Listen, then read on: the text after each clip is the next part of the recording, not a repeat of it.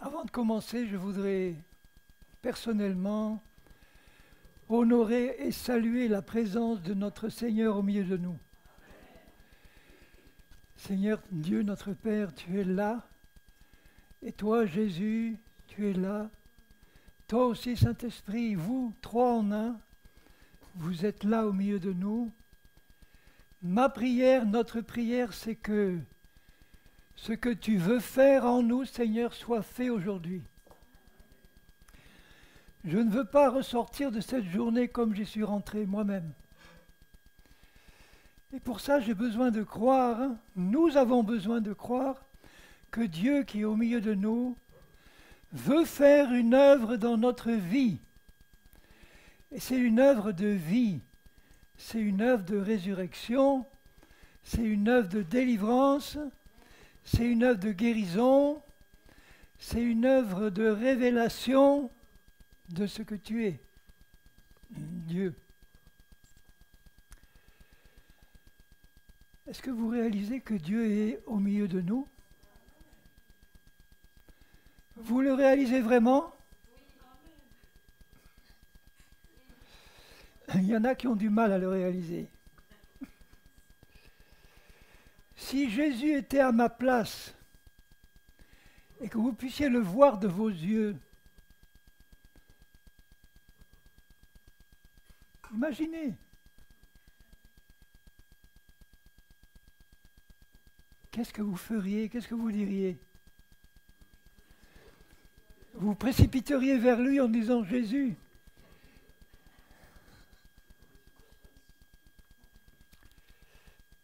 Regardez dans Actes,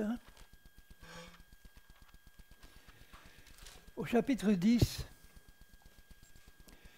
c'est l'apôtre Pierre qui s'adresse à des païens pieux et religieux. Le centurion Corneille, il est dit que c'était un homme religieux et pieux qui faisait des bonnes œuvres, mais qui n'était pas sauvé pour autant. Dieu lui envoie un ange, et pas n'importe lequel, Gabriel, le messager de Dieu, pour lui dire, fais venir quelqu'un qui va t'expliquer comment tu vas pouvoir être sauvé par la foi en Jésus. Et Pierre leur fait ce petit discours, et il leur dit, donc chapitre 10, et au verset 38, vous savez, donc ils savaient déjà ces Romains, ce qui s'était passé pendant 3 ans et demi, ça a tellement bouleversé la Palestine entière et même au-delà, que l'occupant romain ne pouvait pas ignorer ce qui se passait. Il s'en inquiétait d'ailleurs. Donc vous savez, mais est-ce que nous le savons nous?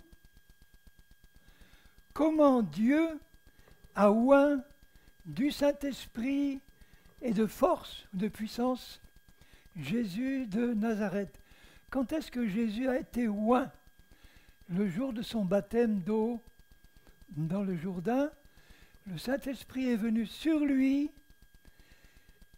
l'a oint de puissance et de force, ce qu'il n'était pas avant tout en étant Dieu le Fils. Il était pur, il était saint, mais il n'était pas oint de puissance.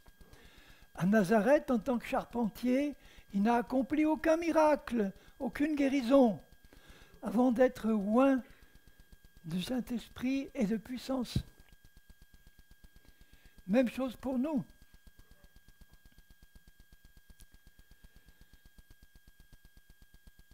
Qui allait, Jésus donc, qui allait de lieu en lieu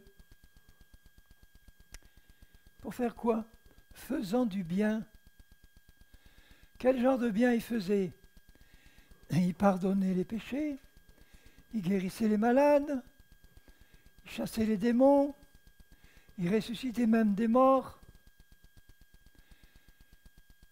il apaisait les cœurs, il guérissait les cœurs brisés, il ouvrait les yeux des aveugles, physiques et spirituels, Il faisait toutes sortes de biens et guérissant tous ceux.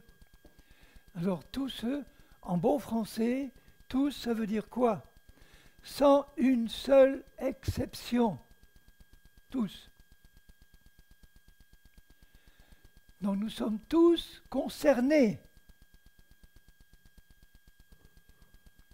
Guérissant tous ceux qui étaient sous l'empire du diable. Vous voyez bien que la définition ici que Dieu donne dans sa parole de la maladie, c'est le fait d'être sous l'empire du diable, sous le contrôle du diable.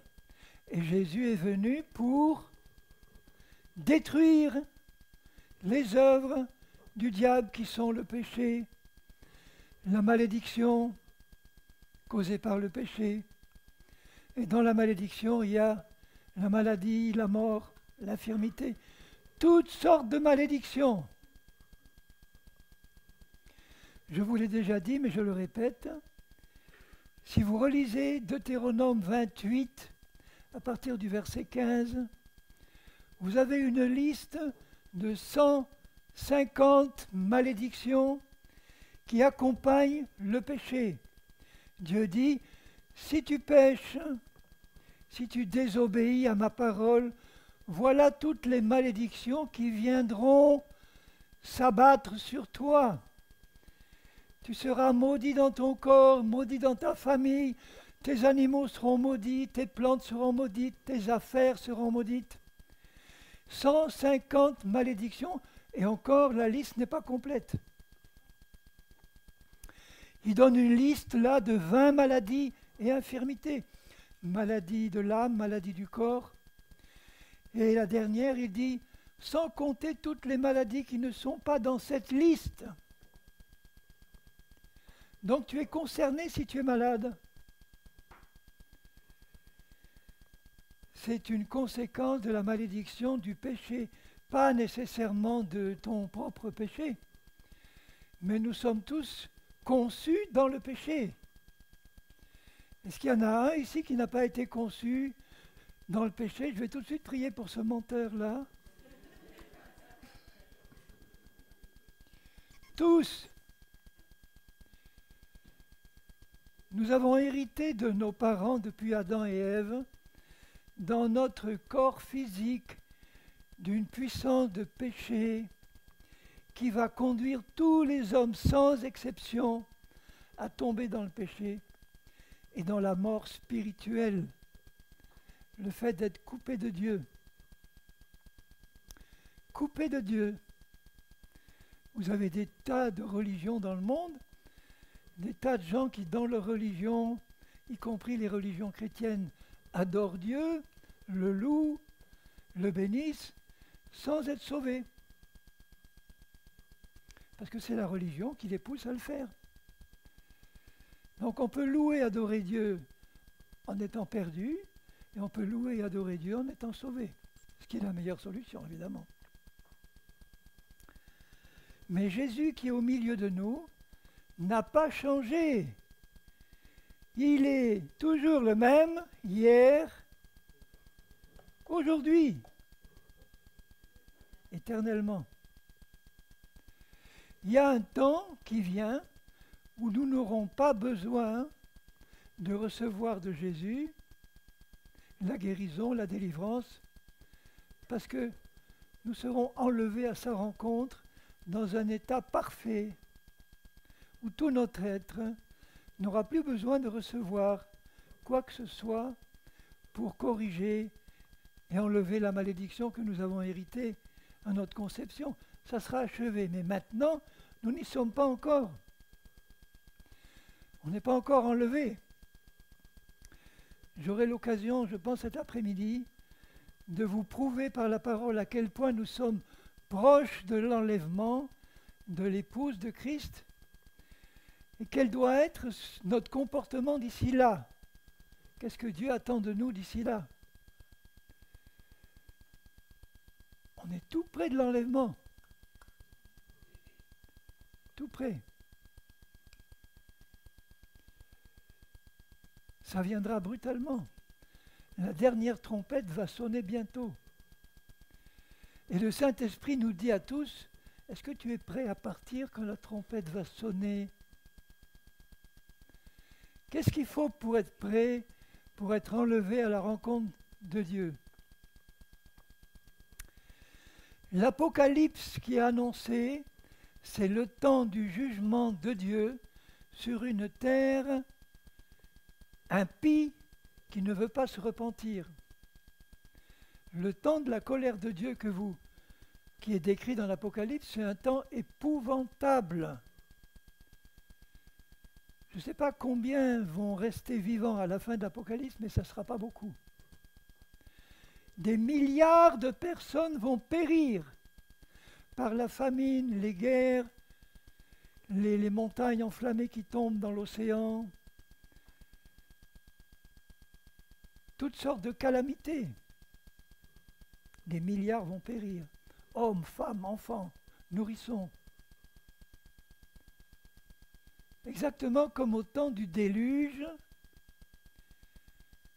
du temps de Noé, la terre entière était plongée dans le péché, au point que Dieu a décidé de détruire tous les êtres vivants, sauf une famille dont nous descendons tous, Noé, sa femme, ses 3 fils et les 3 belles-filles.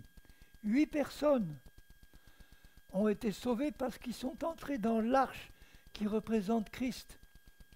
Et l'arche a flotté au-dessus de l'eau du déluge pour représenter que nous allons être enlevés à la rencontre du Seigneur avant que la colère de Dieu s'abatte sur cette terre.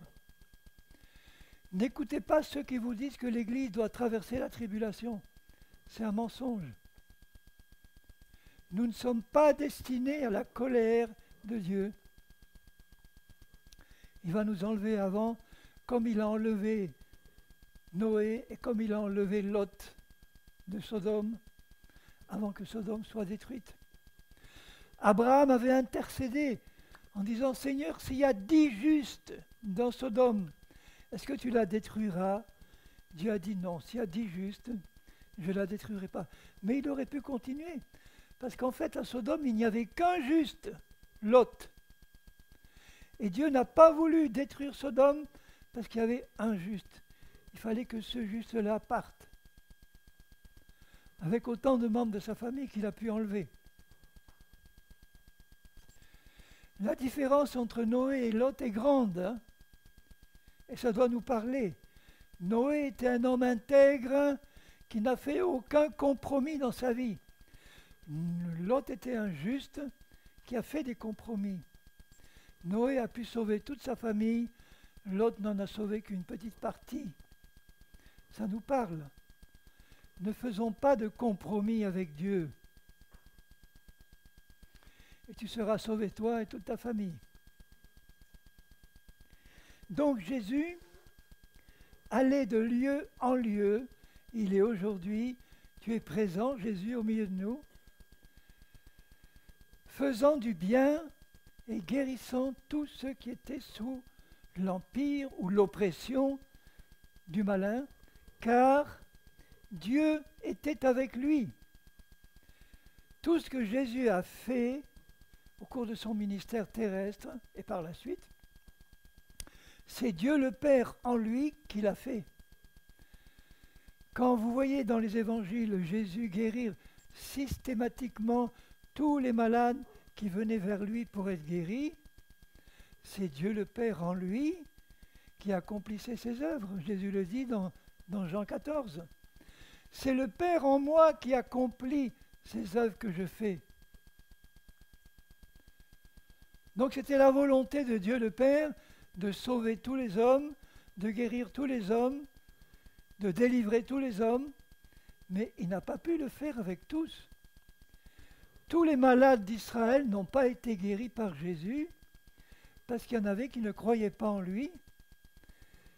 C'était le cas à Nazareth, la ville où il a été élevé. Tout le monde connaissait le petit Jésus qui est devenu grand, qui n'a rien fait de grand, qui était un bon charpentier, un homme intègre, un jeune homme pur, qui n'a jamais rien fait de mal, mais tout le monde le connaissait comme charpentier, honnête et bon, qui n'a jamais fait un seul miracle, jamais fait une seule guérison. Donc quand Jésus arrive dans la synagogue de Nazareth, après avoir été oint de la puissance de l'Esprit, et qu'il leur dit, en ouvrant le livre du prophète Ésaïe, « L'Esprit de Dieu est sur moi maintenant », il venait d'être oint, « sur moi car il m'a oint. » Pour quoi? Pour vous annoncer la bonne nouvelle, une bonne nouvelle, que Dieu a compassion de vous et qu'il a envoyé quelqu'un pour vous sauver, vous guérir, vous délivrer. Et il ajoute, pour guérir les cœurs brisés, parce que c'est par là qu'il commence. Un corps malade, c'est souvent un cœur brisé d'abord. Guérir les cœurs brisés, rendre la vue aux aveugles, délivrer les opprimés, apporter la grâce de Dieu à tous ceux qui en ont besoin et qui veulent bien la recevoir. Et quand il a eu fini de leur dire maintenant, Dieu m'envoie pour vous apporter tout ce que je viens de vous donner, ils ont voulu le tuer. Ils n'ont pas cru en lui. Ils n'ont pas cru, pourquoi? Parce qu'ils étaient habitués à le voir d'une autre manière. Et ils se sont dit dans leur cœur, mais pour qui il se prend maintenant, le fils du charpentier, là? Il se prend pour le Messie. Ben, il l'était. Et il ne put faire là aucun miracle à cause de leur incrédulité. Ils n'ont pas cru ce que Jésus venait leur dire. Aujourd'hui, mes amis, nous sommes entourés d'un océan d'incrédulité. Je parle de l'Église de Jésus. Le monde est plongé dans des ténèbres de plus en plus grandes. Et en ce qui concerne la chrétienté dans son ensemble, 2 milliards et 300 millions de chrétiens, de noms, c'est un Nazareth d'incrédulité. Et vous comprenez pourquoi Jésus ne peut pas faire de miracle? Ce n'est pas parce qu'il ne veut pas. C'est parce qu'il ne rencontre pas en face de lui la foi qu'il rencontrait ailleurs qu'à Nazareth. D'ailleurs, il le dit, dans ta famille, dans ta patrie, tu ne seras pas écouté. Va ailleurs. En Roumanie, tu seras écouté.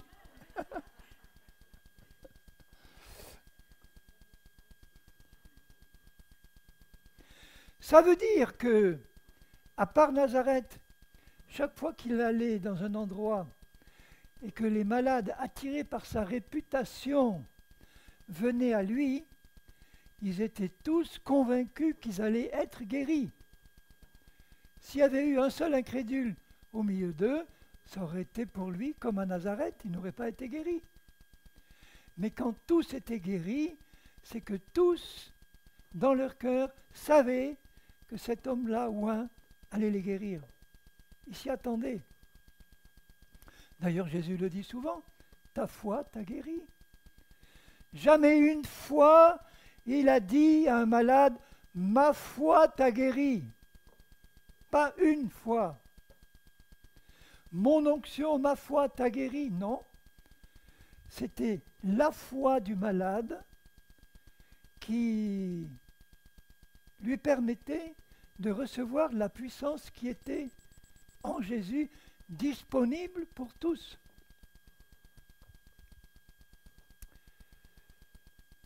C'est pareil pour nous aujourd'hui.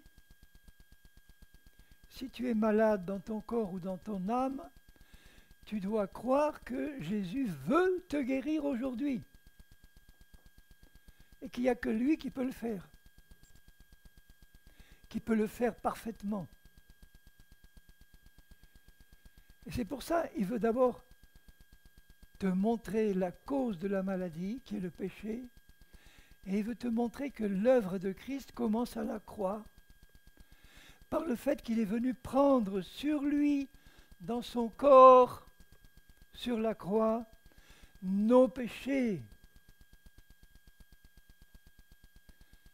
nos iniquités, notre nature de péché. Il a pris tout ça dans son corps à la croix. Les péchés du monde entier, depuis le premier homme jusqu'au dernier, il les a pris dans son corps à la croix. Pourquoi il les a pris dans son corps? Pour les expier à notre place. Le châtiment qui nous donne la paix avec Dieu est tombé sur lui.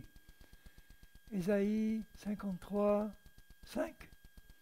Le châtiment que Dieu réservait aux pécheurs qui ne se repentent pas est tombé sur Jésus. Il a été châtié, puni à notre place. Puni par quoi? Par la malédiction qui est tombée sur lui. Il a été fait pécher dans son corps. J'insiste toujours que c'est dans son corps et pas dans son esprit, ni dans son âme que le péché est entré. C'est pour ça qu'il a dû s'incarner dans un corps physique, pour pouvoir expier dans son corps ton péché et le mien. Le châtiment que j'aurais dû recevoir, sous forme de malédiction, de maladie, de mort, de ténèbres, est tombé sur lui. Ce qui fait qu'actuellement, le monde entier est délivré du péché, de la malédiction, des maladies, des infirmités. Mais il ne le sait pas ou il ne le croit pas. Donc dans les deux cas, il ne peut pas en profiter.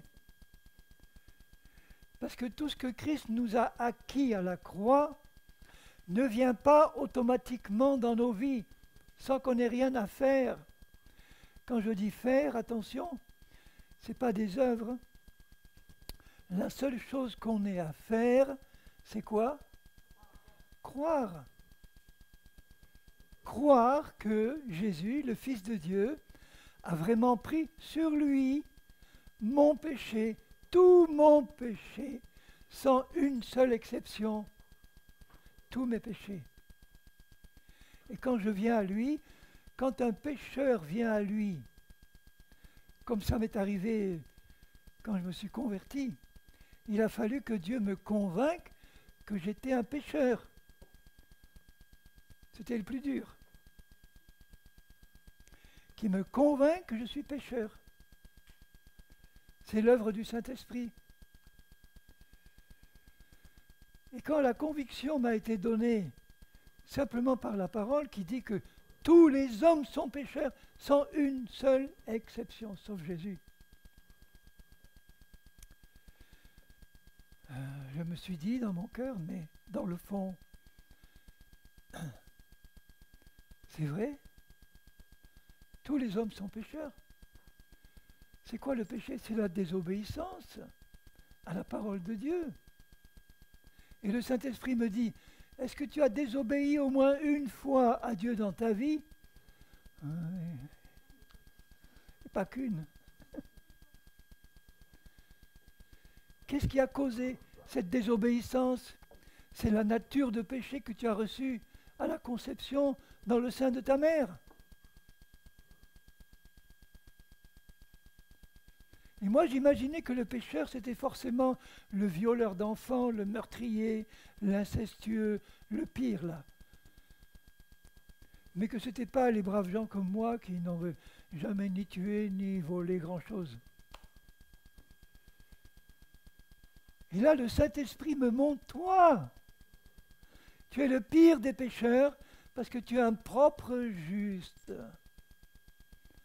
Devant les hommes, tu es bien, mais devant Dieu, tu es le pire parce que tu te crois juste par toi-même. Donc, je suis pécheur. Oh là, mais la frousse a commencé à me prendre parce que celui qui m'annonçait ce message avait été mort pendant 3 heures, ressuscité. Il avait vu le ciel. Il avait été en présence de l'enfer et de ceux qui criaient là-dedans pour lui dire, si tu peux, retourne, dire à mes parents, à ma famille qu'il y a un jugement après la mort. Retourne leur dire qu'il y a un enfer, qu'il y a un jugement, un terrible jugement. Et il est revenu. 3 heures après, il est revenu. Alors qu'il ne pouvait pas vivre. Je vous l'ai raconté, hein. Mais il y en a qui ne le savent peut-être pas encore. Il avait une gangrène généralisée des 2 jambes. Il ne pouvait pas vivre. Il est mort de cette gangrène. Il m'a décrit sa mort, sa sortie de son corps. Son esprit est sorti de son corps. Il a vu son corps physique dans son lit et lui dans son esprit en parfait état. Là, il a compris que son esprit, dedans, c'était un homme complet, une femme complète, selon le sexe. Ton esprit dedans est un être complet, qui est ta vraie nature. Je ne vous demande pas pardon de le répéter, et de le répéter parce que vous l'entendrez encore. Parce que même s'il y a une seule personne qui ne l'a pas entendu encore, c'est à elle que je parle. Les autres, c'est une piqûre de rappel. Je ne parle pas de piqûre. Donc je le dis pour ceux qui n'ont jamais entendu cela, en dedans de toi, il y a une personne entière qui vit, qui s'appelle ton esprit. Cet esprit-là, c'est une personne complète, qui a la même forme que ton corps physique, qui a des yeux, un nez, des oreilles, des cheveux, des bras, des jambes. C'est ton esprit. C'est ta vraie nature. Ton corps n'est que l'enveloppe matérielle. Ton âme, c'est ta personnalité humaine, héritée de tout ton passé, formée par ton hérédité, ta culture, ton éducation, tout ton passé, ont formé en toi une personnalité humaine avec tes qualités, tes défauts. Cette personnalité, c'est celle que tu connais toi, de toi-même. Mais ce n'est pas ton esprit, ça. Parce qu'au moment où tu t'es tourné vers Dieu pour l'accepter, Jésus, comme ton sauveur, il s'est passé 2 choses. La première chose, c'est que tous tes péchés ont été effacés d'un coup. Donc la condamnation qui pesait sur toi est partie. Les conséquences de tes péchés sous forme de maladie ou d'infirmité ou des péchés de tes ancêtres. Maintenant, tu as un droit légal d'en être libéré, si tu le crois. Ça, c'est la première chose, l'effacement des péchés. Mais la chose la plus importante, c'est que Dieu a pris ton esprit, qui était une personne qui vivait dans la mort spirituelle. Ton esprit était mort spirituellement, mais il existait. Il vivait dans la mort spirituelle, coupé de Dieu, dans les ténèbres, enfant de Satan. Dieu a pris cet esprit-là, qui est ta vraie personne, il l'a fait mourir. Il l'a détruite. Et instantanément, il l'a ressuscité en personne nouvelle, pure, sainte et juste comme Jésus. Ça, c'est le point le plus important que tu peux retenir de l'œuvre de Christ à la croix.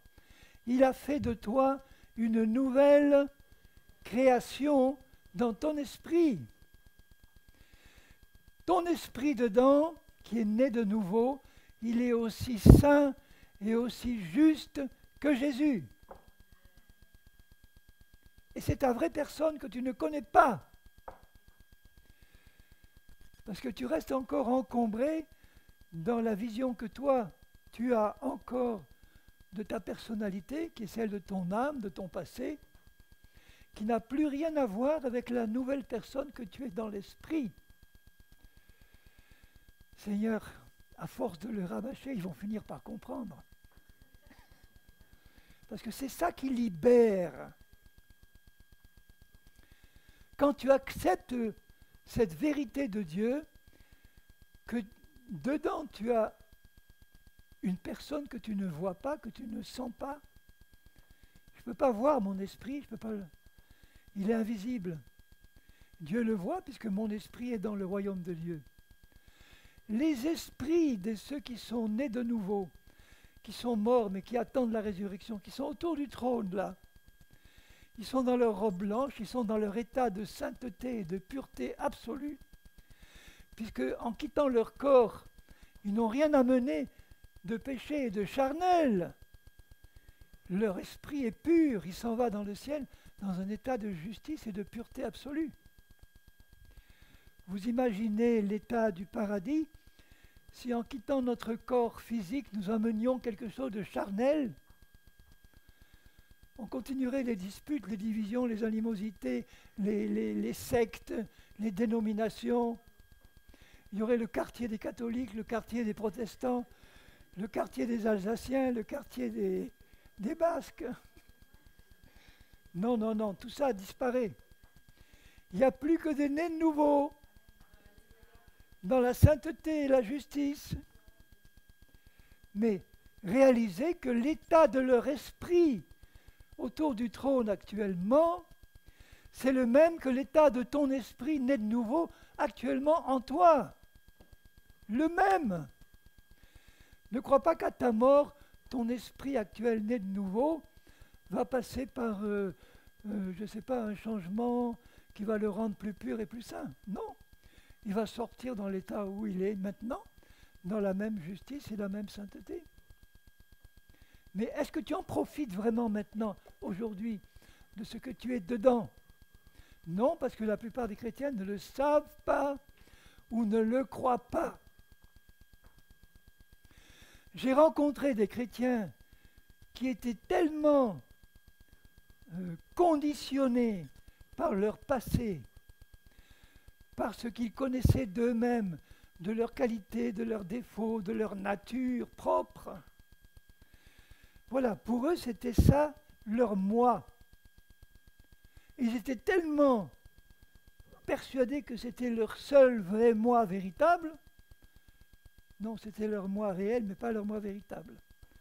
C'était le moi auquel ils étaient habitués depuis leur naissance. Et quand je leur annonce, ça, ta personnalité actuelle que tu as encore, c'est pas ton vrai moi. C'est pas la nature de la nouvelle personne que tu es dedans, si tu es à Christ. Et je leur explique que leur nouvelle personne qu'ils ont reçue lorsqu'ils se sont convertis, ils ne s'en sont pas rendus compte, moi non plus. Il a fallu des années pour que je comprenne que j'avais un esprit, que cet esprit avait cette qualité qui est un don de Dieu, la justice et la sainteté, la pureté, don de Dieu absolu. Il n'y a pas un atome de chair dans mon esprit régénéré, pas un atome de péché dans ma nouvelle nature. C'est pour ça que Dieu vient y habiter. Parce qu'il a formé lui-même le lieu très saint dans lequel il vient habiter comme dans le temple de Jérusalem. Ton esprit régénéré est le lieu très saint où Dieu vient habiter parce que c'est lui qui l'a créé à son image.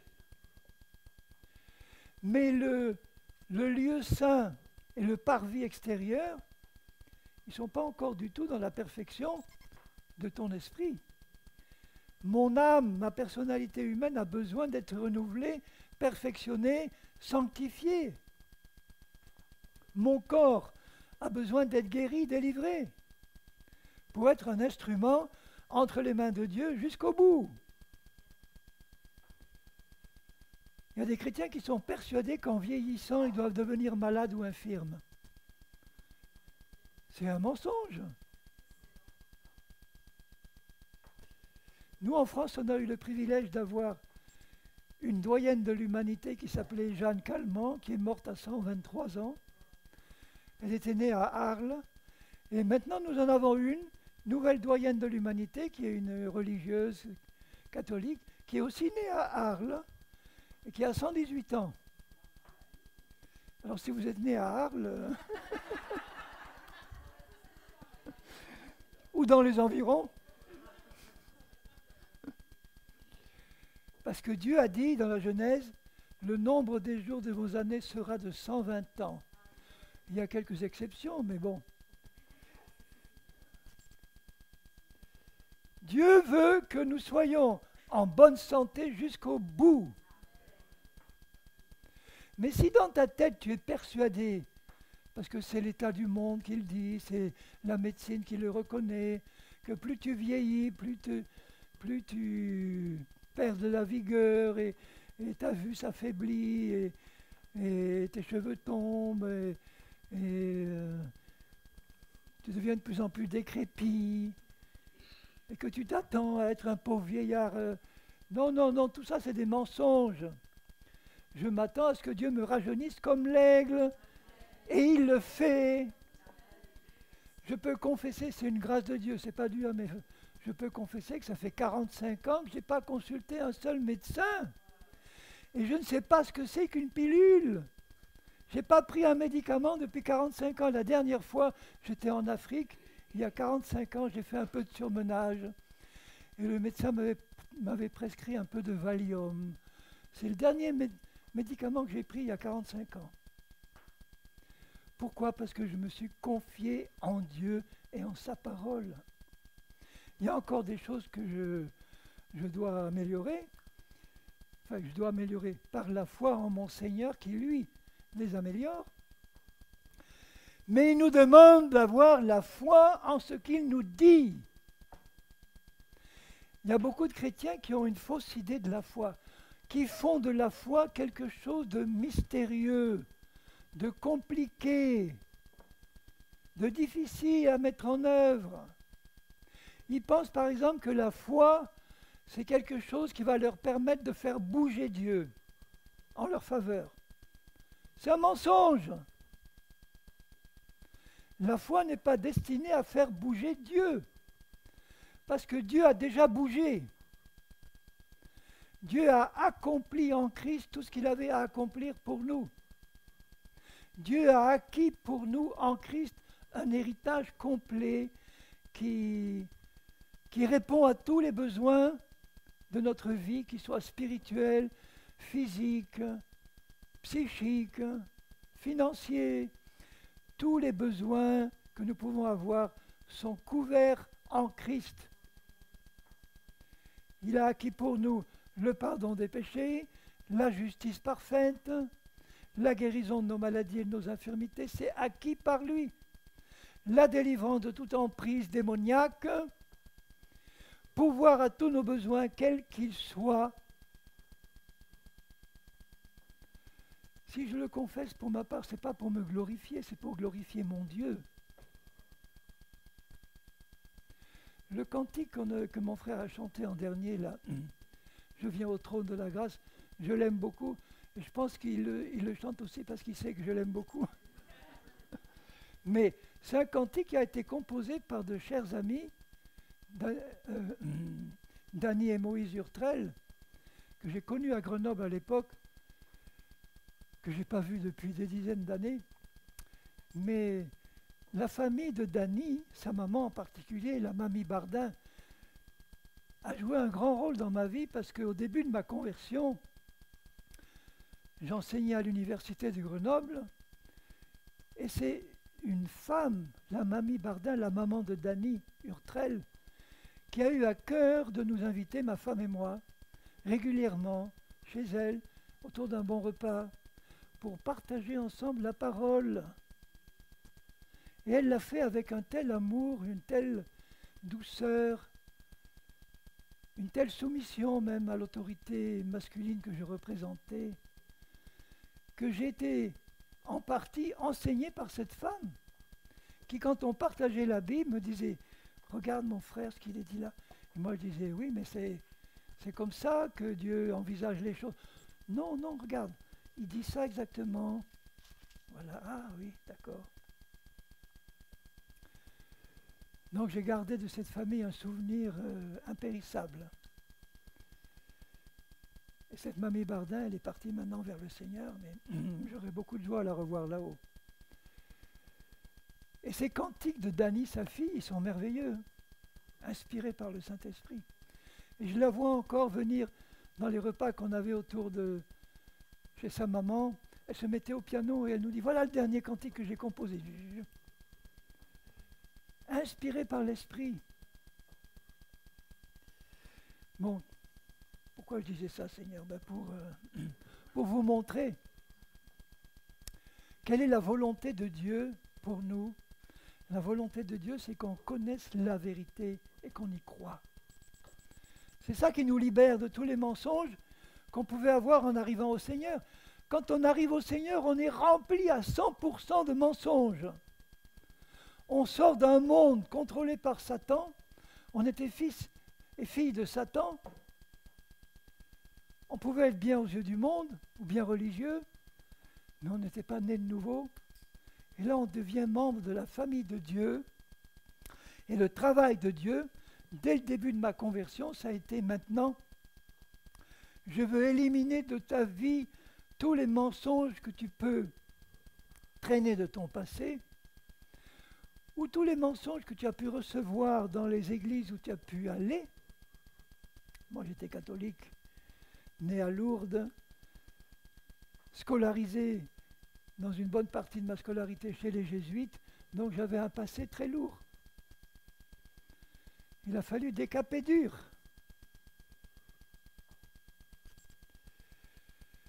Mais il est arrivé, il y arrive encore, parce que je n'ai pas fini la course. Hein. Vous allez encore m'entendre. Alors, je suis là pour vous dire que Dieu est amour.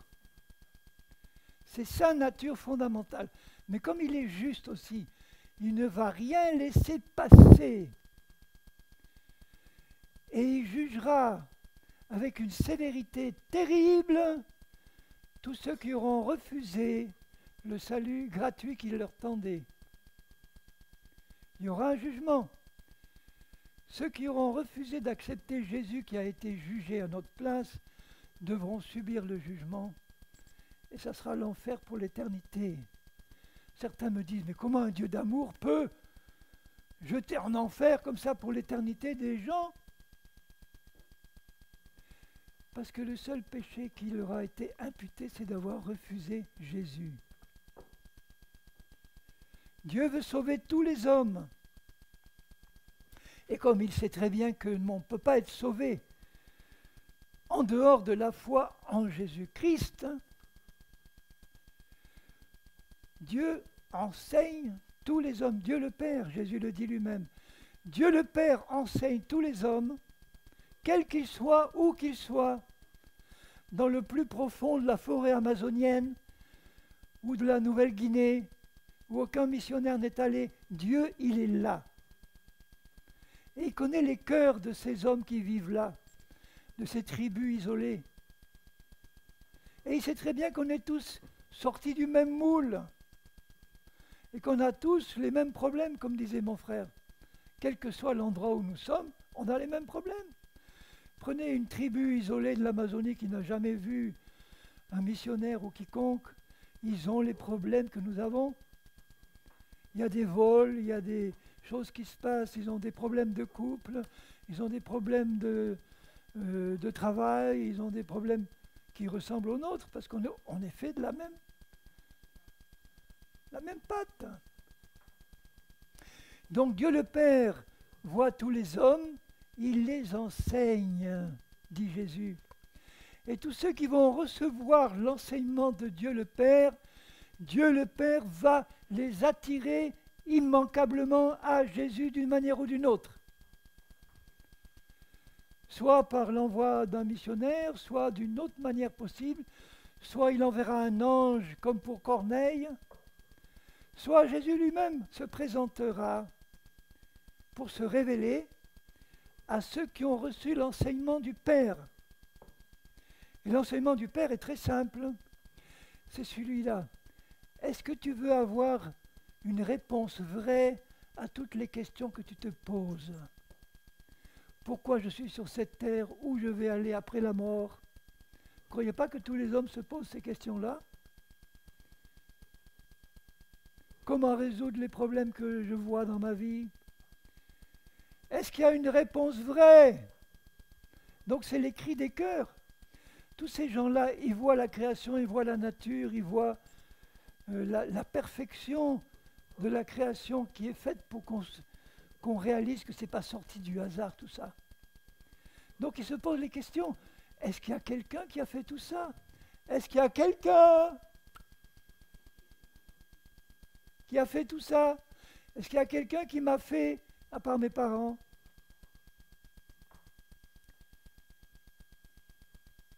Et ceux qui se posent la question dans le désir d'avoir une vraie réponse, pas la réponse de son chaman qui lui dit gna gna gna gna gna. Non, non, une vraie réponse. Ceux-là, ils veulent connaître la vérité. Elle a un nom, Jésus. J'ai eu l'occasion de le dire, mais au début de ma conversion, j'ai rencontré un missionnaire qui était dans le fin fond de la Chine occidentale, là où personne ne pouvait aller, visiter un village complètement perdu, et on lui amène un jeune homme que les gens considéraient comme fou, parce que ce jeune homme leur disait, je me promenais dans la nature et je me posais des questions, et j'ai vu venir vers moi un homme habillé en blanc avec les pieds et les mains percés. C'était qui? Jésus. Qui lui a parlé. Parce que Dieu a vu le cœur de ce petit-là qui se posait des questions et qui voulait avoir une bonne réponse. Et comme il n'y avait personne de disponible, il y est allé lui-même.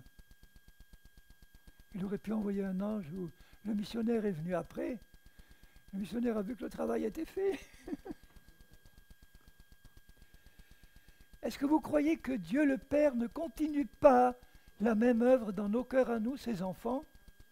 Il continue de nous enseigner pour nous dire, est-ce que tu veux avoir une vraie réponse à toutes les questions que tu te poses? Mais la réponse, elle devrait être, mais oui, bien sûr. Qui est-ce qui voudrait être dirigé par des mensonges? Si je te pose la question, est-ce que tu veux être dirigé par des mensonges dans ta vie? Si tu me dis oui, je dis, il y a un problème là. Non, bien sûr. Personne ne veut être dirigé par des mensonges. Et Satan, qui est le menteur et le père du mensonge, il le sait très bien. C'est pour ça qu'il veut absolument persuader les hommes que ces mensonges sont des vérités. Parce qu'une fois qu'ils sont persuadés que c'est la vérité, hop, il les contrôle d'une manière douce. Il n'arrive pas en disant « Je suis le menteur, je vais te dire un gros mensonge et j'espère que tu vas me croire. » Il n'aurait pas beaucoup de clients. Mais il leur dit « Mais est-ce que vraiment Dieu a dit ça? Est-ce que vraiment Dieu a dit ça? Non, voilà en fait ce qu'il voulait dire. » Ah, et là, il tord un petit peu la vérité. Qu'est-ce qu'il a dit à Ève? Est-ce que Dieu a vraiment dit « Vous pouvez manger de tous les arbres de ce jardin ?» Oui, il avait dit ça, sauf un. Et oui, on peut manger de tout, mais il nous a interdit de toucher et de manger le fruit de cet arbre de peur qu'on meure. Et ce n'était pas ça. Là, il a tout de suite vu, le serpent, que Ève n'avait pas dans son cœur la vérité complète, et là, il a pu s'introduire. Il ne l'a pas fait avec Adam. Il savait qu'Adam avait reçu directement de Dieu la parole, et qu'Adam connaissait la vérité, mais pas Ève. Donc il n'est pas allé trouver Adam, il est allé trouver Ève. Adam n'était sûrement pas à côté, sinon il serait intervenu tout de suite. Hein. Il a attendu que Ève soit un peu seule, et là, il l'a tentée. Il a posé la question pour voir si elle connaissait la vérité. Et quand il a vu qu'elle ne la connaissait pas vraiment, complètement, là il a pu s'introduire et Ève a été séduite. Mais Adam n'a pas été séduit. Donc, voyez quel a été le péché d'Adam, qui était beaucoup plus grave que celui d'Ève.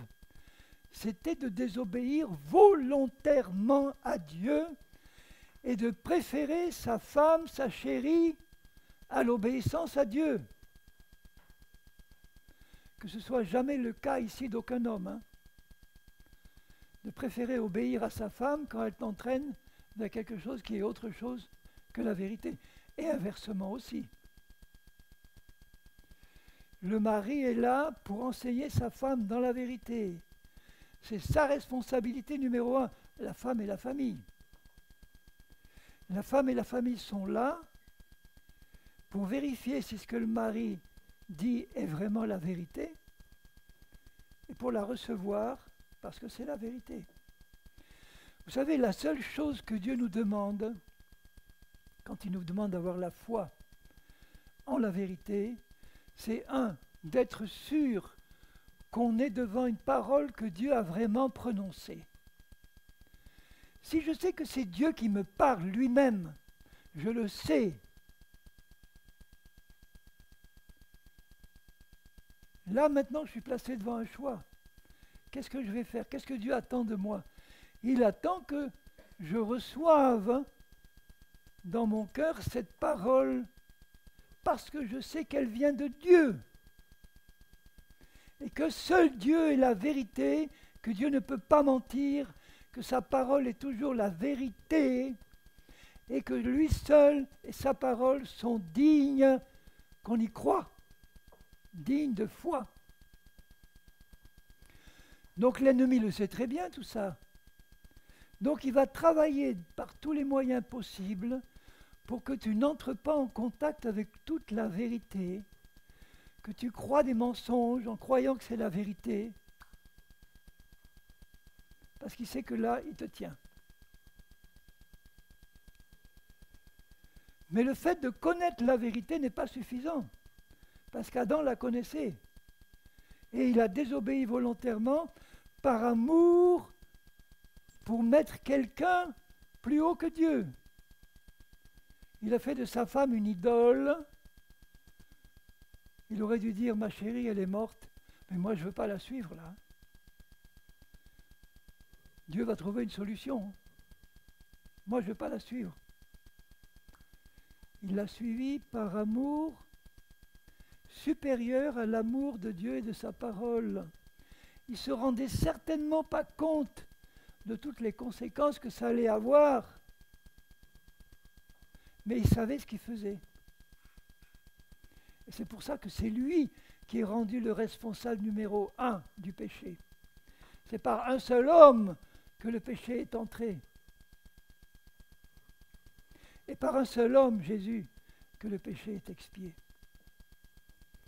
Donc la foi que Dieu nous demande d'avoir en sa parole, une fois qu'on la connaît, ce n'est pas quelque chose qui est destiné à faire bouger Dieu. Comprenez-le bien, mes chéris d'amour, comprenez bien que notre foi, ce n'est pas ça qui fait bouger Dieu. Notre foi, c'est simplement le moyen, écoutez bien, le moyen de nous emparer de tout ce que Dieu déjà a donné en Christ, qui est à notre disposition, pleine et entière. La foi, c'est la main qui nous permet de prendre. Tu as besoin d'une main pour prendre des choses. La foi, c'est la main spirituelle qui me permet de prendre ce que Dieu, dans sa grâce, a mis à ma disposition en Christ. Vous voyez qu'on a besoin de savoir tout ce que Dieu a mis à notre disposition en Christ. C'est-à-dire que Dieu a voulu que les choses soient le plus simples possible pour nous. Dans son amour, il n'a pas voulu que la vie chrétienne soit un enfer, soit un tas de choses difficiles à obtenir, où on tourne en rond, désespéré, en disant « mais quand est-ce que Dieu va intervenir? Je l'ai prié, je l'ai supplié, j'ai jeûné 40 jours pour qu'il me guérisse et je vois rien. Il ne se passe rien. Mais Seigneur, éclaire-moi. Ben oui, je vais t'ouvrir les yeux pour que tu vois tout ce que j'ai mis sur la table devant toi. Sers-toi.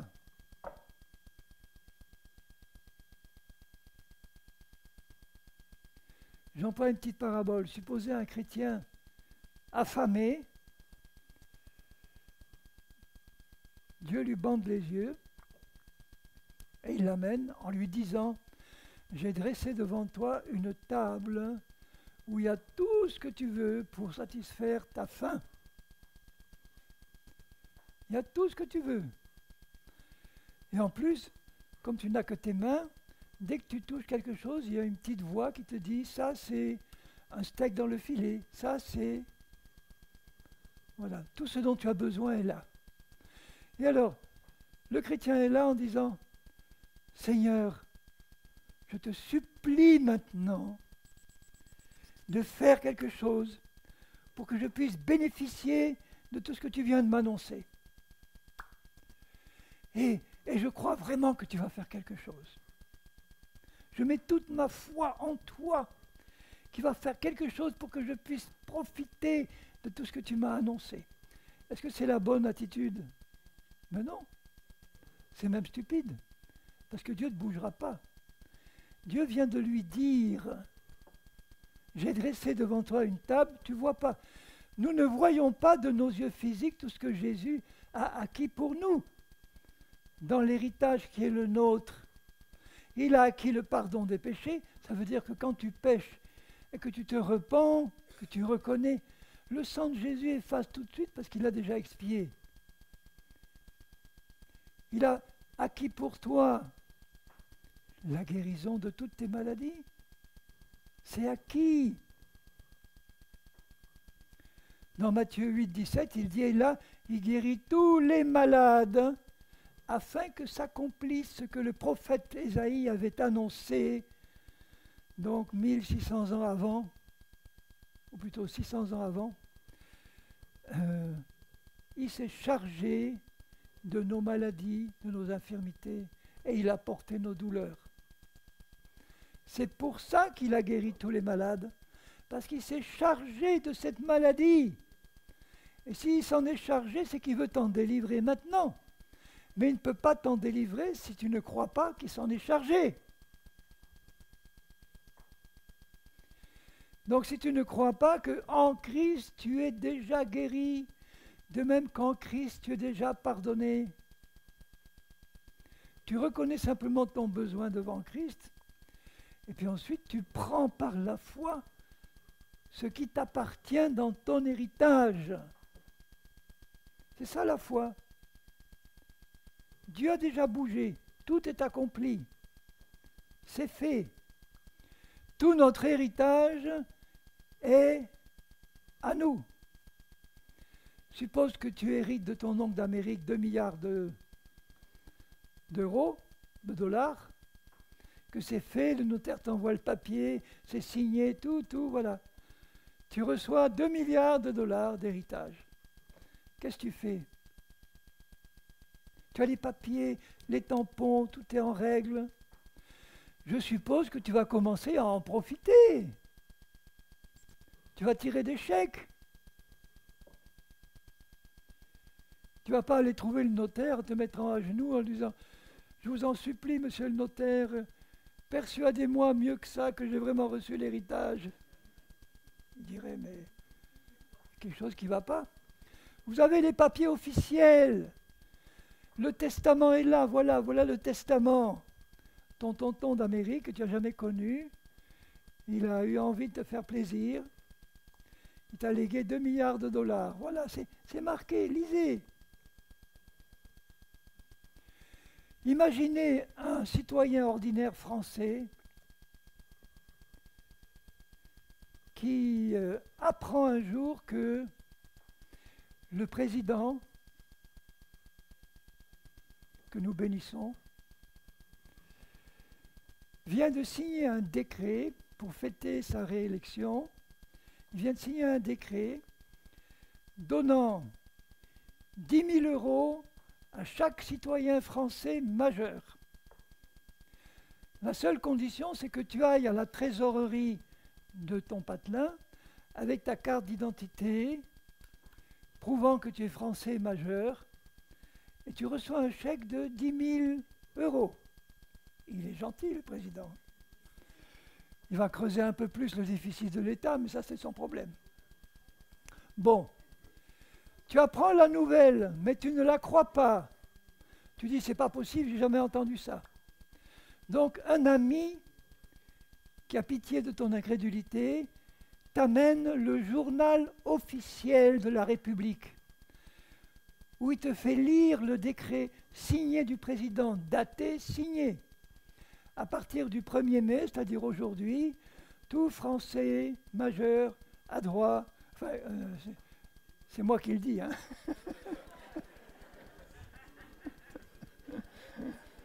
un chèque de 10 000 euros. Bon, vous lisez le journal officiel et vous avez encore du mal à le croire. Donc, vous prenez le journal officiel, vous allez trouver le trésorier payeur général de ton département, vous demandez un rendez-vous, et vous lui dites, monsieur le trésorier payeur général, j'arrive pas à croire à ça, c'est jamais arrivé. Je vous supplie, est-ce que vous pouvez augmenter un peu ma foi? Quelle va être sa réaction? Il dit, mais est-ce que vous êtes saint d'esprit, monsieur, madame? Vous avez le journal officiel, vous avez le décret. Entre parenthèses, le seul journal auquel je fais confiance, c'est le journal officiel. Les autres, aucune confiance.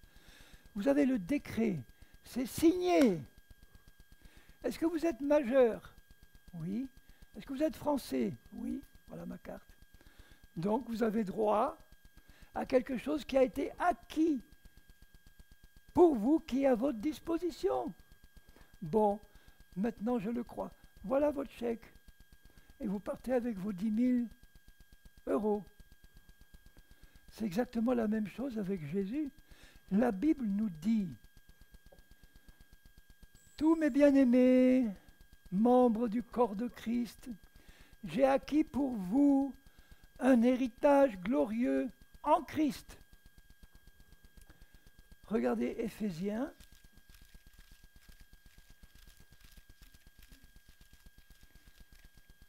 Premier chapitre.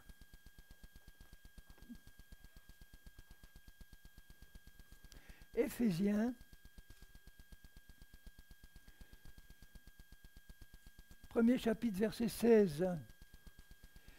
Paul dit aux Éphésiens, « Je ne cesse de rendre grâce pour vous, faisant mention de vous dans mes prières, afin que le Dieu de notre Seigneur Jésus-Christ, le Père de gloire, vous donne un esprit de sagesse et de révélation. » C'est-à-dire qui vous permette de recevoir la révélation de la vérité.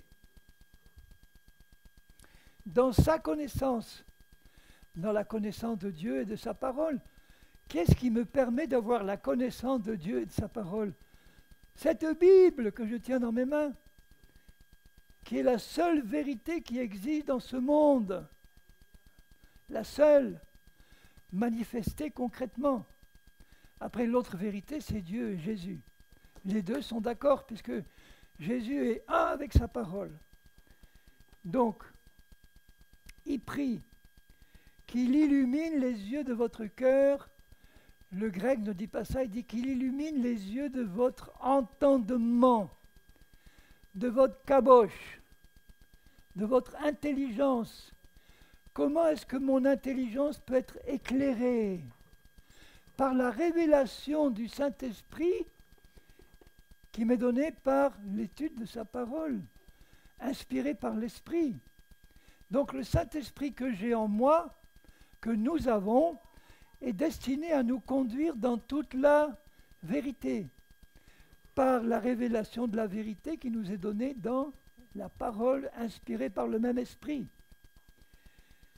Donc il ouvre les yeux de notre intelligence pour que vous sachiez, pour que je sache quoi? La vérité. Que je sache qu'est-ce qui m'appartient maintenant. Que vous sachiez quelle est l'espérance qui s'attache à son appel. L'espérance, c'est quelque chose de futur qui nous est annoncé par Dieu, que je n'ai pas encore et que je dois avoir. Cette espérance m'est donnée par sa parole. Le chrétien qui est malade, il espère être guéri, mais il ne doit pas rester dans l'espérance. Parce que la foi, c'est la ferme certitude que je possède maintenant ce que j'espère, qui m'est donné par Dieu. Quelle est la richesse de la gloire de son héritage qu'il réserve aux saints? Maintenant, vous savez, parce que je vous l'ai dit, que c'est une très mauvaise traduction. Voilà, le grec dit la richesse de la gloire de son héritage dans les saints. Parce qu'il nous a bénis, au verset 3 du même chapitre, il nous a bénis de toutes sortes de bénédictions spirituelles dans les lieux célestes. C'est-à-dire toutes ces bénédictions qui sont dans notre héritage, glorieux et riche, il nous les a données dans les lieux célestes, de manière invisible, mais il nous les annonce par sa parole. Et le seul moyen de les faire descendre dans le domaine visible ou sensible, c'est de croire que ça m'appartient. Vous comprenez ça? Je le répète, pour ceux qui étaient distraits, le seul moyen de bénéficier de tout l'héritage que je possède déjà en Christ, c'est de le connaître et c'est de croire qu'il m'appartient maintenant. Et en fonction des besoins qui se présentent, je puise dedans. Si j'ai un besoin physique de guérison, je puise dans ce qui m'appartient puisque je suis déjà guéri en Christ. Donc je puise dedans en faisant quoi? En croyant qu'en Christ, je suis maintenant guéri. Quels que soient les symptômes appartiennent au domaine physique. La guérison appartient au domaine spirituel. Pour passer du domaine spirituel au domaine physique, j'ai besoin de détacher mes yeux de ce que je vois dans le domaine physique pour les attacher uniquement à Dieu et à sa parole. Et là, Dieu fait descendre sur le plan physique ce que je crois maintenant posséder dans les lieux célestes. Et c'est comme ça que j'ai vu des miracles, des guérisons de cancer, des guérisons de maladies incurables. C'est comme ça que beaucoup ici, ou certains ont reçu de la même manière une guérison ou une délivrance quelconque. C'est comme ça que j'ai reçu tout ce dont j'avais besoin sur le plan matériel et financier, je l'ai reçu directement de Dieu. J'avais 46 ans quand j'ai démissionné de mon travail. J'en ai maintenant un peu plus. 81 et demi. Bon, ça veut dire que depuis 46 ans jusqu'à 81, ou du moins jusqu'à 63, j'ai marché entièrement par la foi en ce que Dieu avait promis de me donner. Donc j'ai bénéficié de ce que Dieu m'avait annoncé, qui m'avait dit, tu quittes ton travail pour marcher par la foi, et moi je pourvoirai à tes besoins. En gros, je résume. Chaque fois qu'il y avait un besoin, quelquefois au dernier moment, souvent au dernier moment, Dieu est intervenu. C'est ainsi qu'il m'a donné gratuitement un terrain, une maison, une voiture, tout gratuit au moment où j'en avais besoin. J'étais à l'autre bout de la France, il a parlé à un Alsacien que je ne connaissais pas, que je n'ai jamais connu, pour lui dire « Tu sors ton carnet de chèques et tu envoies 10 000 francs à cet Henri Viomura là. Et il a dû le faire. Ma prière était adressée à Dieu. Et Dieu a parlé à ceux qui avaient les moyens et qui avaient un cœur ouvert à la parole du Seigneur. De même qu'il me demande, moi, de bénir mes frères et sœurs. Et pour ça, j'ai besoin d'avoir de quoi pour les bénir. Et ce quoi-là, ça vient de mon Dieu, qui est riche. Je suis un prédicateur de la prospérité.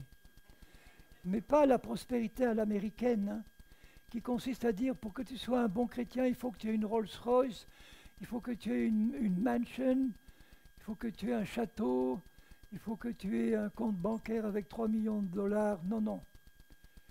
Moi, ma prospérité, c'est de savoir que j'ai un papa dans le ciel qui est riche et qui a promis de pourvoir à mes besoins quand il se présente. Afin, comme Paul dit, que vous ayez en abondance de quoi pourvoir à vos besoins, et même que vous ayez largement en plus pour faire du bien aux autres. Donc je lui dis, Seigneur, rends-moi riche pour que j'en enrichisse plusieurs. Pas pour que je les garde, pour que je les distribue. Donc la prochaine fois, s'il me donne 1 million d'euros, ils seront distribués.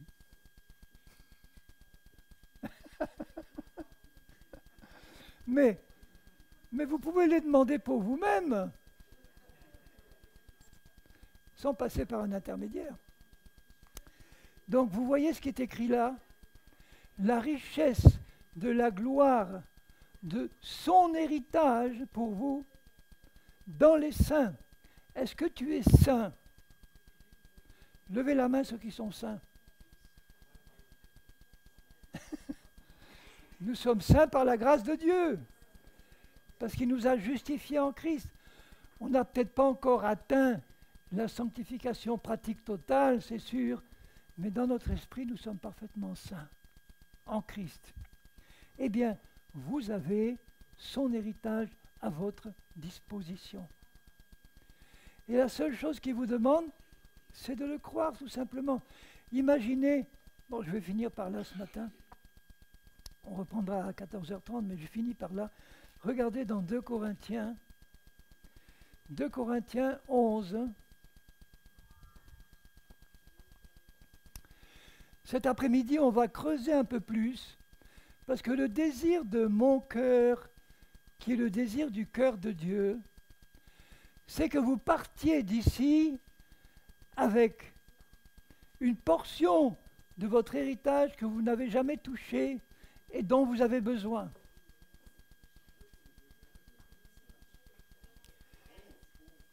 Alors, 2 Corinthiens 11, verset 2. Je suis jaloux de vous d'une jalousie de Dieu. Dieu est jaloux. Il ne veut pas que son épouse en aime un autre. Parce que je vous ai fiancé à un seul époux pour vous présenter à Christ comme une vierge pure. Et il le fera au moment de l'enlèvement. Au moment de l'enlèvement, on sera tous en état de vierge pure et parfaite. Toutefois, de même que le serpent séduisit Ève par sa ruse, par ses mensonges, je crains que vos pensées, soulignez bien ça, vos pensées. Une doctrine, c'est un ensemble de pensées. Une conviction que vous pouvez avoir, c'est une pensée. Le docteur m'a dit que j'avais une maladie incurable. On peut vous soigner et faire des soins palliatifs, mais elle est incurable. Est-ce que c'est une parole de Dieu ou une parole d'homme? D'homme. C'est une réalité sur le plan physique, sur le plan médical, mais ce n'est pas une vérité biblique. La vérité biblique, c'est que Jésus s'est chargé de nos maladies et que nous sommes guéris maintenant par ses meurtrissures. Donc tous ceux ici qui sont malades, Vous devez savoir que vous êtes guéri par les meurtrissures de Jésus. Vous l'êtes maintenant. Il vous suffit de le croire pour que Dieu, qui s'est engagé par sa parole, le manifeste dans votre vie. Croyez simplement, non pas que Dieu va vous guérir, vous ne le serez jamais, parce que ça va toujours repousser au futur, alors que Dieu dit, vous êtes guéris maintenant. Si Jésus est là à ma place, que vous le voyez, moi disparaître et lui vous apparaître, et qui vous dit, mes chéris, je vous aime d'un amour éternel. Il y a 2000 ans sur la croix, j'ai porté dans mon corps toutes vos maladies et toutes vos infirmités. Et je vous annonce maintenant, moi, le Fils de Dieu, que vous êtes tous guéris par les meurtrissures que j'ai subies il y a 2000 ans. Est-ce qu'il y en a un qui oserait se lever en disant « Oui, mais Seigneur, j'ai encore mal ». Ça veut dire « Je ne crois pas vraiment à ce que tu me dis ». Vous diriez, puisque tu le dis, Seigneur, c'est la vérité, je le crois. Et même si vous sortiez d'ici avec encore quelques symptômes qui vous feraient mal dans votre corps, dans votre cœur, vous diriez, Jésus m'a parlé, il m'a dit, tu es guéri, maintenant, c'est le Fils de Dieu qui te parle. Vous voyez comment le malin travaille dans la pensée de beaucoup de chrétiens. Je crains que vos pensées ne se corrompent et ne se détournent de la simplicité à l'égard de Christ. Ça veut dire que Dieu a prévu que la vie chrétienne soit la plus simple possible pour nous. C'est Jésus qui a accompli le plus difficile. C'est Jésus qui a fait le plus dur. Nous, notre seule part, la seule chose qu'il nous demande, c'est de croire que ce qu'il nous dit est la vérité pour nous. Donc si tu crois que tu es guéri maintenant, tu le verras s'accomplir. Tandis que si tu continues à croire que tu es malade parce que ton corps te le dit, là, tu ne vas pas recevoir ce que Dieu t'a déjà donné. On doit apprendre à être sourd, aveugle, à tout ce que le monde nous dit, à tout ce que Satan nous dit, à tout ce que notre corps nous dit, à tout ce que nos pensées nous disent, si c'est contraire à ce que Dieu nous dit. Méditez bien là-dessus. Je dois apprendre à être sourd et aveugle à tout ce que Satan me dit, tout ce que le monde me dit, tout ce que les médecins me disent. Je ne suis pas contre la médecine, du tout. Mais ce que le médecin dit, c'est vrai sur le plan physique, c'est pas vrai sur le plan spirituel. Merci pour tous les médecins. Merci pour ce qu'ils font. Ils font des choses extraordinaires. Mais il y a des limites. Et ils n'ont pas accès à la source de la maladie qui est le péché. Ils n'ont pas accès à la cause profonde. Quand j'enseignais la psychologie, merci Seigneur de m'en avoir libéré, nous savions que derrière la plupart des maladies physiques, il y a une cause psychologique. Mais derrière la plupart des causes psychologiques, il y a une cause spirituelle. Et ni les médecins ni les psychologues n'ont accès aux causes spirituelles. Ils restent sur le plan scientifique, matériel. Donc la simplicité à l'égard de Christ, je vais en parler tout à l'heure. Combien la vie chrétienne doit être simple pour nous. Très simple. Parce que Dieu a fait le plus dur en la personne de Jésus. Et la simplicité pour nous, je résume rapidement, c'est simplement de croire ce qu'il nous dit, dans les termes où il le dit. Si Dieu nous dit qu'il nous a donné quelque chose, ce n'est pas qu'il va nous le donner. Si Dieu nous dit qu'il nous a donné quelque chose, ça ne veut pas dire qu'il va nous le donner. Si Dieu nous dit qu'il nous a déjà guéris en Christ, ça ne veut pas dire qu'il va nous guérir. Si je crois que Dieu va faire quelque chose pour moi, alors que lui me dit qu'il l'a déjà fait, je ne le toucherai jamais. Parce que je ne crois pas ce qu'il me dit dans les termes où il le dit. S'il dit qu'il va faire quelque chose, il va le faire et je dois m'y attendre. Par exemple, s'il dit qu'il va m'enlever maintenant bientôt à sa rencontre, je vais vous préparer une place et je reviendrai vous chercher. Ça, c'est une promesse future et je dois m'attendre à ce qu'il le fasse pour moi. De même que j'ai été sauvé par la foi, je vais être enlevé par la foi, parce que je crois qu'il va m'enlever. Voilà, parce qu'il a dit. Mais les choses qu'il me dit, qu'il a déjà accomplies, et que je les possède maintenant, il faut que je le croie comme il l'a dit. Mais quand est-ce que nous allons le croire? Oh!